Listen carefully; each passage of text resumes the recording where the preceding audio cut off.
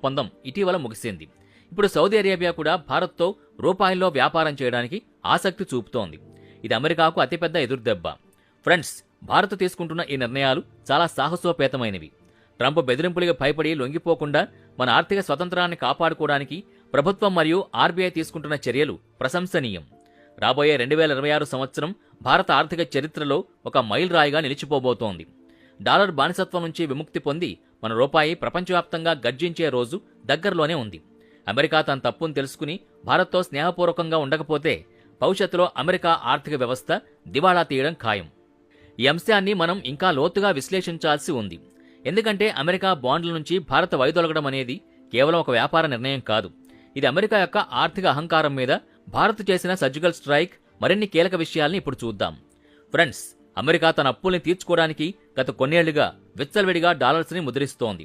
ఒక దేశం తన ఇష్టం వచ్చినట్టు నోట్లు ముద్రిస్తే ఆ కరెన్సీ విలువ పడిపోతుంది. భారత్ వంటి దేశాలు తమ కష్టార్జితాన్ని అమెరికా బాండ్లలో పెడితే రేపు డాలర్ విలువ పడిపోతే మనకొచ్చే లాభం సున్నా. దీన్ని ముందే పసిగట్టిన భారత ఆర్థిక నిపుణులు మునిగిపోయే నావ నుంచి మన పెట్టుబడుల్ని సురక్షిత తీరానికి అంటే బంగారం వైపు మళ్లిస్తున్నారు. ఇది మన దేశ ప్రజల సొమ్ముని కాపాడడానికి తీసుకున్న ఒక గొప్ప నిర్ణయం.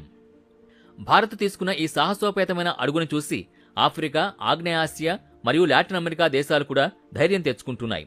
ఇన్నాళ్లు అమెరికా తన డాలర్ శక్తితో ఈ చిన్న దేశాల్ని భయపెట్టింది. కానీ ఇప్పుడు భారత్ వంటి పెద్ద ఆర్థిక వ్యవస్థే డాలర్ అవసరం లేదని చెబుతుంటే మనమెందుకు భయపడాలి అనే చర్చ ఈ దేశాల్లో మొదలైంది. భారత్ ఇప్పుడు కేవలం తన కోసమే కాకుండా అభివృద్ధి చెందుతున్న 100 దేశాల తరపున ఒక ఆర్థిక విప్లవానికి నాంది పలికింది. దీనివల్ల ప్రపంచంలో అమెరికా ఏకాకయ్యే పరిస్థితి కనిపిస్తోంది. మరో ముఖ్యమైన విషయం ఏంటంటే భారత్ ఇప్పుడు సెంట్రల్ బ్యాంక్ డిజిటల్ కరెన్సీ లేదా డిజిటల్ రూపాయిని బలోపేతం చేస్తోంది. భవిష్యత్తులో మనం ఇతర దేశాలతో నేరుగా డిజిటల్ రూపాయిలో లావాదేవీలు జరిపితే మనకు డాలర్తో కానీ అమెరికా బ్యాంకింగ్ వ్యవస్థ స్విఫ్ట్తో కానీ పనుండదు. ఇది అమెరికా ఆధిపత్యానికి చరమగీతం పాడుతుంది. అంటే అమెరికా మనల్ని ఆంక్షలతో బెదిరించాలని చూసినా మన వ్యాపారం ఎక్కడా ఆగదు.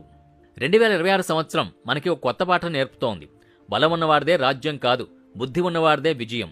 అమెరికా తన మిలిటరీ శక్తిని చూపి బెదిరించవచ్చు, కానీ భారత్ తన ఆర్థిక చతురతతో అమెరికాని ఆత్మరక్షణలో పడేసింది.